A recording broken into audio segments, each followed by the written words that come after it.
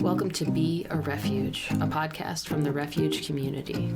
Join your host, Kathy Escobar, and me, Joe Douglas, as we share stories and interview friends about the wild and wonderful community life that is the Refuge. We're always learning, unlearning, dreaming, failing, and practicing together. Pull up a chair and grab a coffee. We're glad you're here. There's always room at the table. Here we are. It's our very first episode of Be a Refuge. Be a Refuge. I'm Kathy Escobar, and I have been with the Refuge since it was a dream before it started. I remember the original dream. So it's fun to be with everybody and walk through this new season together. And I am Joanna Douglas, and I've been with the Refuge, kind of floated around and experienced stuff probably back in 2012-13, and I've been part of the community since about 2014-15. So really glad to be here. Well, and we were just talking about why does the world need another podcast? That is a good question. There are so many. I literally last night was explaining to my parents what a podcast is. My mom's like, I don't even know what a podcast is. So I explained to them what we're doing.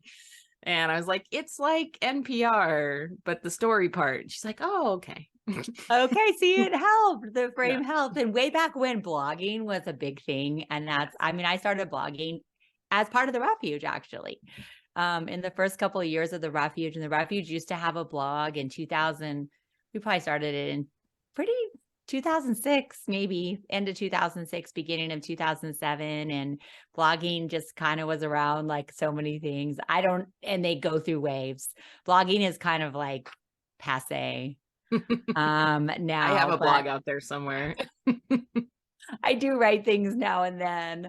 But this podcast idea really came from a desire for us to be able to have a space to share more about the Refuge community, both for the community, because we're a really dispersed community, like people are spread out all different ways.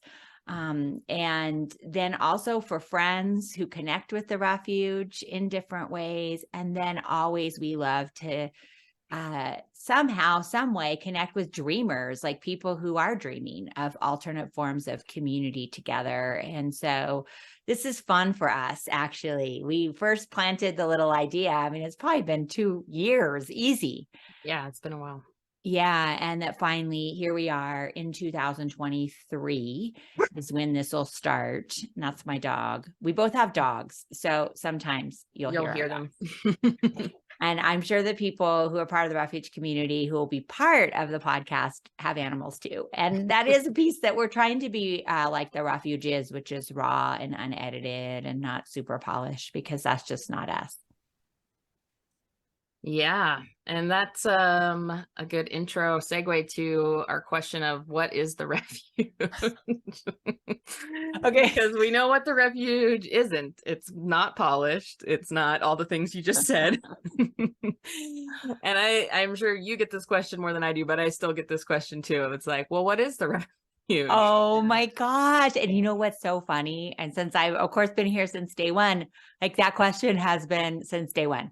The thing is, way back when we started, so we started in 2006. So in 2023, it's our 17th year birthday. And the Refuge always celebrates its birthday on April 1st. That's really kind of when we started, and it's April Fool's Day, and it totally fits. And at the very beginning, I can say this, that we really were a church. We formed as a church. And that's our founding documents as a faith community. And we use that language. It wasn't just church. I always just called it the Refuge. Some people called it the church. And so there were just different forms of it. And so over the years, it's evolved. For a while. We were called a mission center and Christian community. And then we did a little bit more work over that was for a while. And then we switched the order, and it was a Christian community and mission center. we'll talk a little bit more about this in our story, and then our most recent and probably most accurate, because we're an evolving community. So it just fits, like it feels, when we tried it on, it just like helped me exhale, is that we are a hub for healing community, social action, and creative collaboration. And inspired by the ways of Jesus, we gather around shared values, not shared beliefs. And those values are presence, engagement, transformation, welcome, creativity, and celebration. That's a mouthful, but I say it all the time. She's not reading from a screen. I'm not. Knows it by heart. It's pretty amazing. I do. But what we said is that people can say, to me, the refuge is blank. So like we had a little, when we came up with this newer language, it's been going on, well, a year and some change, maybe 2. Is that possible? I don't know. I think it's been about 2.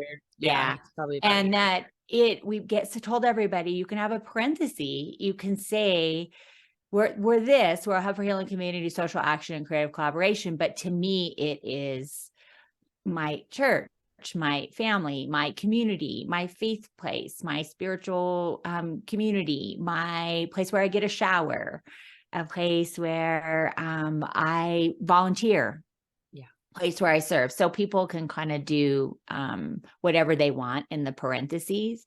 However, the question still comes up. So what is it again? It's true. That was a lovely explanation that is still good. Like, well, so what actually is it? Yeah. So what do you tell people?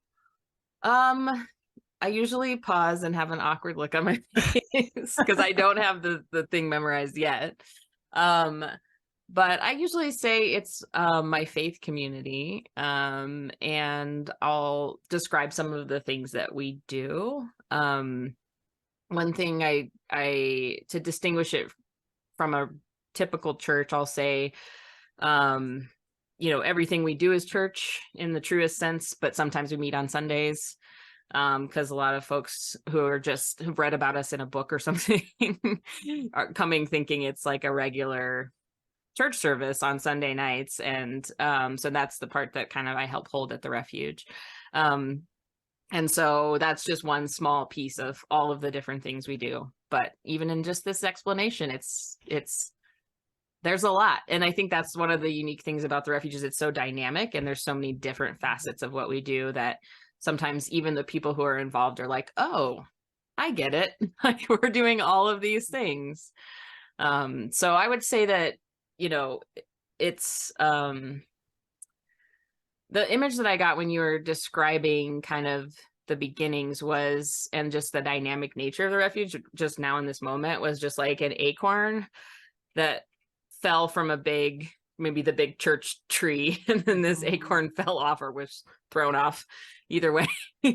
And both and yeah.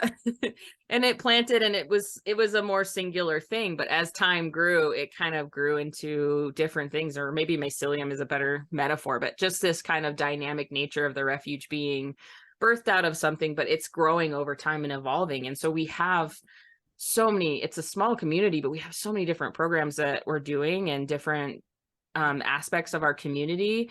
But it kind of came from this core, but it's also changing over time and dynamic. And so I think that's one of the ways it's a little bit difficult to explain clearly. Oh my gosh, I love that imagery. I think that is so accurate. And, almost 17 years in, like it is just so different than when we started. But some of the things are still the same in their core. Is that we were always trying to create something that really anybody could be part of, that it wasn't for a certain kind of person, but it was like everybody could belong and everybody could lead and have a voice, and that it wasn't just the pretty people or people who had a certain bit of juice that was valued in some of the space systems that we were part of. But that raw and honest and vulnerable with recovery in its core. And we'll talk more about these things, but that part really has carried on all these years, but the expression of it has just expanded exponentially. And honestly, we've all changed, which is a really beautiful thing. People have evolved in their faith and life and realities and experiences, and that we're kind of in different ways. Some of us are all still here. People came along at different times, and we have new people that we'll meet tomorrow and that somehow connect. And that part, that's why for me, the language of the hub was one of the most helpful things for me personally, that was a way to just embody that people could come into the hub of community in whatever way they needed. And that you didn't have one entry point, but a bunch of entry points. And if you look at our calendar, if you go to the Refuge website at therefugeonline.org, I mean, there's so many things going on, and that's still just a taste. There's things that don't show up that month on a calendar. And so there's so many parts of Refuge community life. And I think for me, when the thought about what is the Refuge, for me, it really has been my place for healing community and a place to keep being formed through relationship with other people. And those people are people that are connected to the community as participants, and then also our partners, community partners and friends and kindreds, because they all form and shape us too. But for me, and my core is really the healing community part. And then the social action and creative collaboration are just core parts, and they kind of all come from community. And so I think Jose, that's my husband, he's been on the ride since the beginning and seen it evolve. And, he really likes the community center language of just that it's this place where you can get something that you need. Spiritually, practically, relationally, fun, educationally, service and justice, like whatever the thing is, like somehow you can get what you need. Yeah. Speaking of Jose is a pilot, is Kathy's hubby, in addition to other jobs. But one of the other metaphors that I think of often with the Refuge is an airport. And some of us are have kiosks at the airport, and that's our main thing. And so we've got Single Moms Unite, and we've got Refuge Reads, and we've got the cafe, and we've got all these different and maybe those are the concourses, I guess. I don't know. Yeah. I've spent a lot of time in airports, but you have more, so help me with my metaphor. But just that the reason I say that is that a lot of times in faith communities especially, there's this desire to latch on to people when they come. But one thing I've noticed that's special about the Refuge is you can just land and heal and take off and go, and that's okay. And there's a lot of people who do that, who just come for a season and heal and find community and then move to the next thing for them. But then there's also people who kind of stay and help other people land, and so that kind of dynamic motion where there's people who work at the airport and who are there all the time, and new people that come and stay, but that this kind of in and out, this flow. And so that's another metaphor I've thought of with the Refuge. I love that. And it makes me think, because I have been here since the beginning, that some people who flew away, they come back on vacation, and so when they're in town or they have a free time, they'll come to some special event. And we actually just got a message this past week from somebody that literally was in the first 9 months of the Refuge and said, hey, we're really looking for some way to serve the community more and want to come and learn. And it was oh my gosh, it's so great to hear from you. And come on by. It's evolved a lot, and there's a place for you here. However, just come check it out, because there are so many options. And it makes me think, I haven't thought about this. This is why I like conversation so much, because I haven't thought about this in a long time. Years ago, well, I want to back up and just say we've gotten a lot of flack over the years for being who we are. And the reason why is because there aren't a lot of examples of it, because we live in a world of certainty. And so the refuge is fuzzy about some things that traditional faith communities are clear on, but we're not fuzzy at all on our practices and our values and kind of how we live that out. Like, that's not fuzzy. That's been in place since the beginning. But part of the flack, I remember this, someone said, well, you can't just like go to a cafeteria and like choose whatever you want to eat when it comes to church.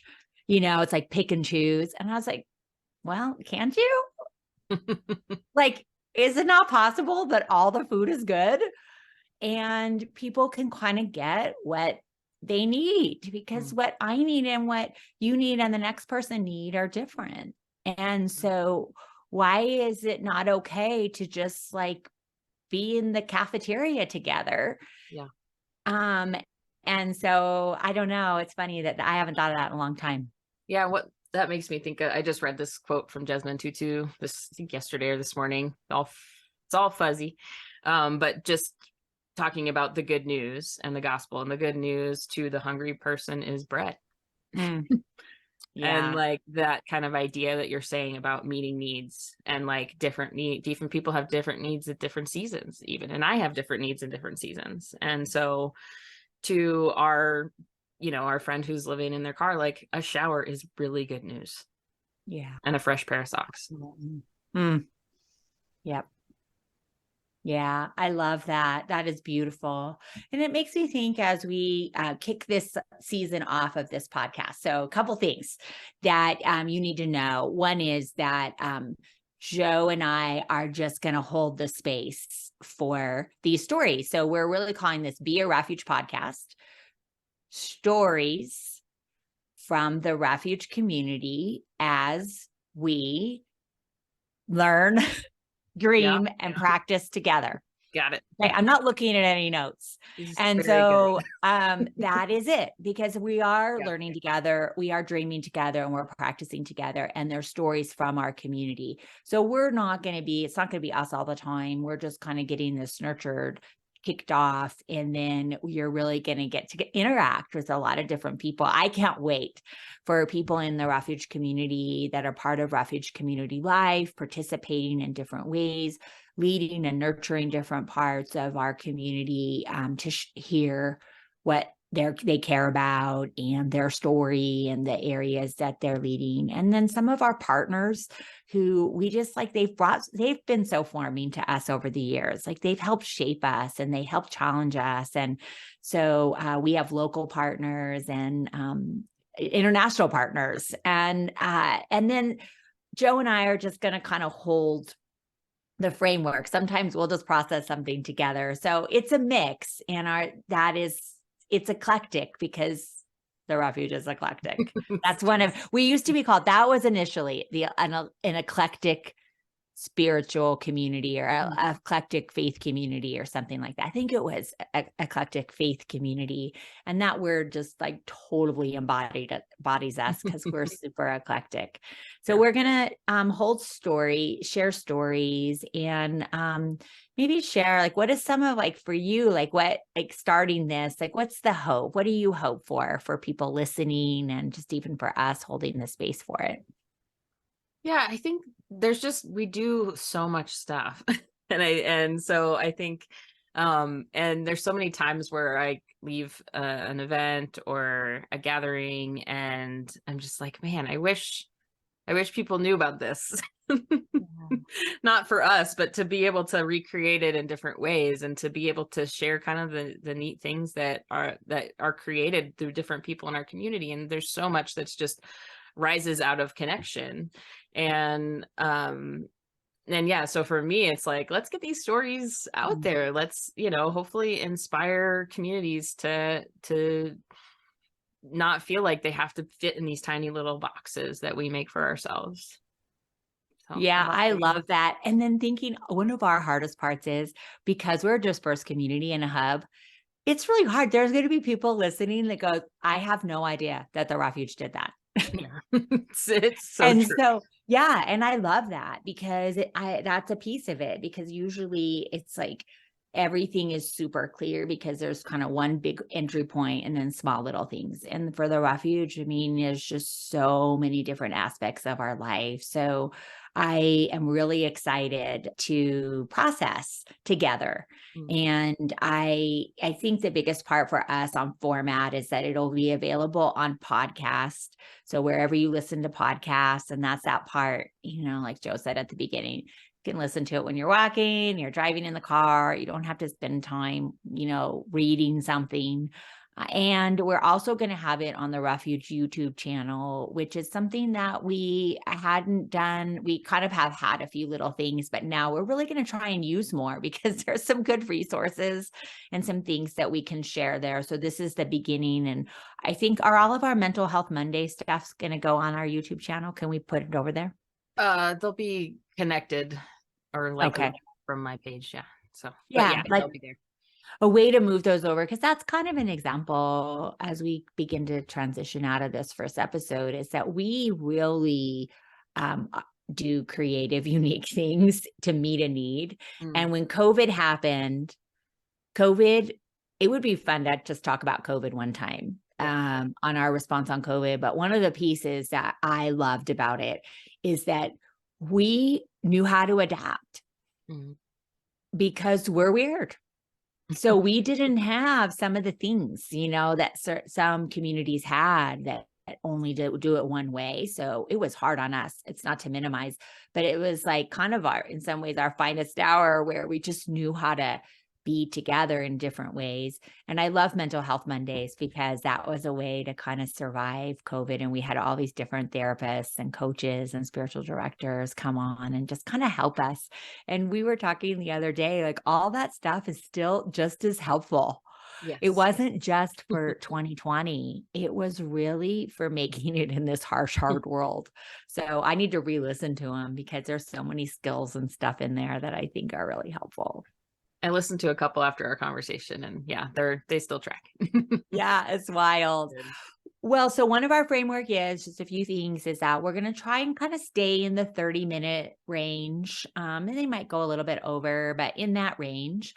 And I just want to say personally, I mean, some of you know this, but not everybody, that I have a podcast called Soul Practice with our friend Phyllis Mathis. She's been connected to the Refuge really since the very beginning also.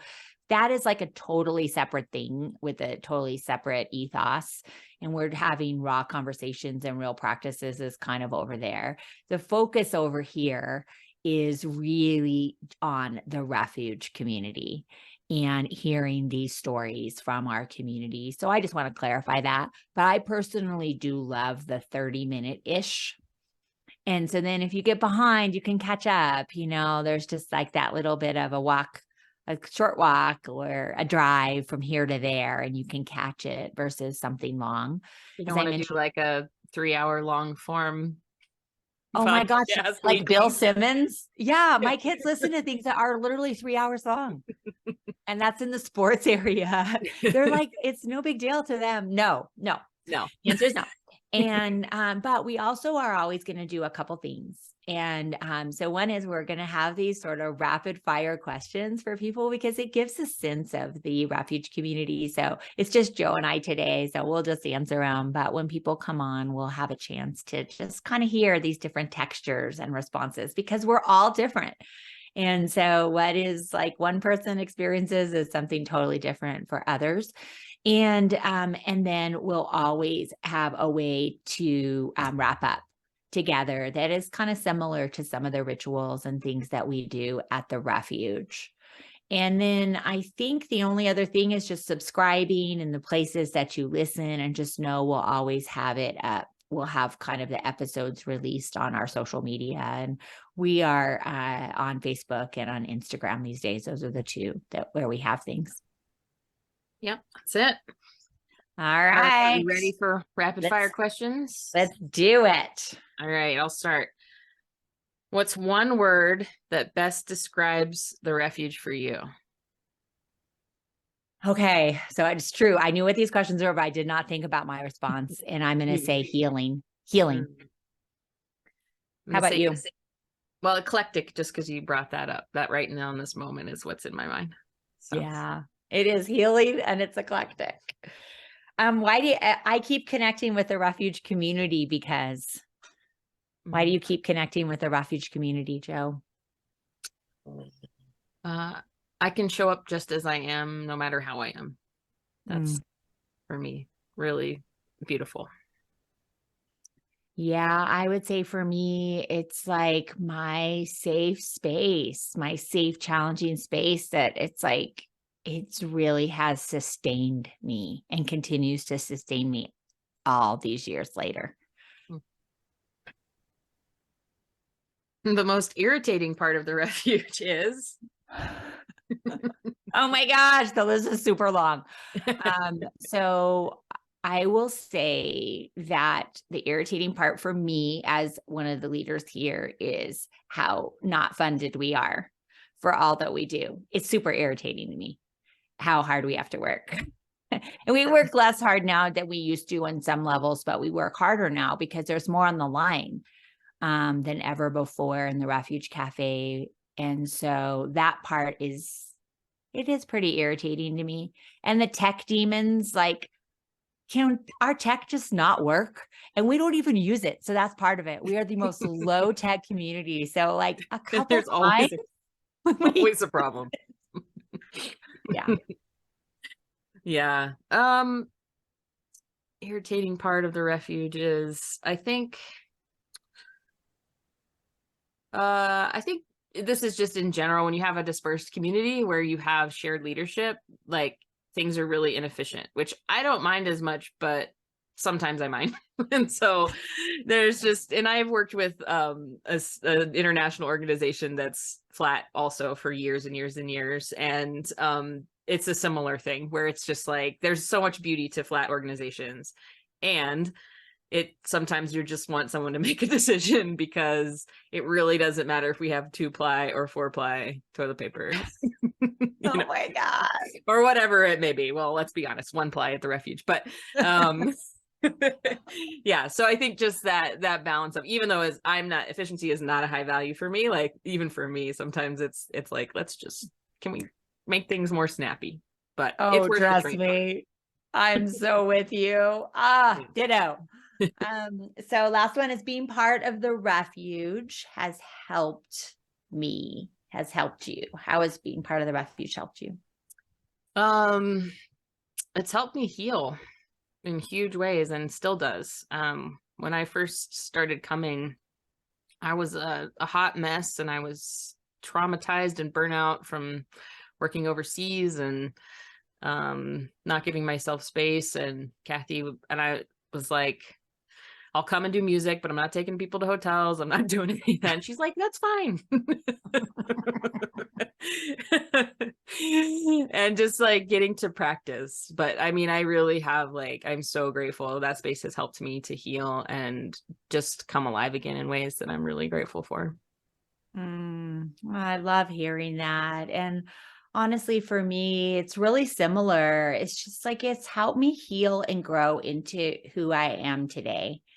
And I am so thankful for this community that could hold the depth of my pain at the beginning. I mean, the refuge has a rough start. We're going to talk about that next, related to church. And I was just so struggling with what it meant to lead and do this thing and all kinds of things. And then just over the years living here, and then honestly, with the death of our son in 2019, Jared, who was part of the refuge community since the very beginning, he was just little, and being in a place that could do that with us and is still doing that with us, and that we could run to and not run from.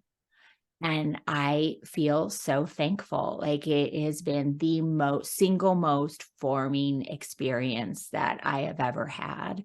And that the forming's not done. And that has helped me stay in on some things on faith that I am 100% sure if I was not part of the refuge that I would have lost, for sure. Okay. So, I love hearing those from you and I love thinking about them for us. And so for the podcast, what we want you to know is we're just glad you're listening and part in whatever way works for you. And that we're just going to practice. That's practicing is a really important word for us. And it has been really since early on. We're just going to practice. And then the other word that we like to use a lot is experiment. And we like to experiment with things. And even though the Refuge, a few years ago, people said, just so you know, the Refuge is not an experiment anymore. And I was like, I know, you're right. But we are always experimenting with new things. And we're not set on anything. Like just because we did something one time doesn't mean we need to do it again. And we're always tweaking and experimenting and practicing and evolving and growing. And we're just glad to get to do that together. My nerdy self is saying it's a working theory. I love that. So we're always inputting new data and adjusting for what we learn and grow and what we want to unlearn. So good. Okay, so our last little closing round, when it's just Joe and I, we're still going to do it today because I think it's good for us. And years ago, one of our friends, Tammy Johnson, who's still part of the Refuge, even though they moved away, which is one of my most favorite things because they were with us from the very beginning and we have been through so much together. And then had an opportunity to buy a house in another place in Colorado and moved away. But because of COVID, positives come of COVID, we actually have some things that are virtual now and they can participate and then come when they can. Years ago, Tammy said something that was just been so significant. And she just said, I don't have any hope right now. And I need to borrow some from you guys. And that became kind of embedded in some things that we need to borrow hope from each other because this world is harsh and hard. And we just meet each other to kind of get a little something. And that little something is different for everybody. But we do hope that in different ways, we can keep doing that for each other. And for this sake of this, it's really like our ending is just, kind of from our conversation, something that we want to keep reflecting on. That it's like even today, as we shared, like what's something like, I just want to take this with me today. On the spot. Yeah, this is what we do. Yeah. And verbal processors do well. Yeah, it's true. Yeah, I think just I'm taking with me just a feeling of gratitude. And not like an intellectual nugget, but I just hearing all of that and talking about all of that and the weirdness of all of it. I'm just grateful. So that's what I'm taking. Up for you, friend. Love it. I think for me, I'm just taking away like a tenderness. Like I do feel tender. I feel kind of like on the verge of crying in a good way. Like, oh my gosh, we have been doing this for so long and it is so beautiful and it's so ugly and weird and it's all mixed up. And just that tenderness for how truly hard it is to stay together on one level and then it's not on another, and just so much love and respect and like tenderness for all the people who have been part of our story along the way and then are currently part of the story. And so, yeah, that's what I'm leaving with today. All right. Episode 1 in the bag. Here we go. Thanks for listening to Be a Refuge. For more on the Refuge, go to therefugeonline.org and follow us on Facebook and Instagram.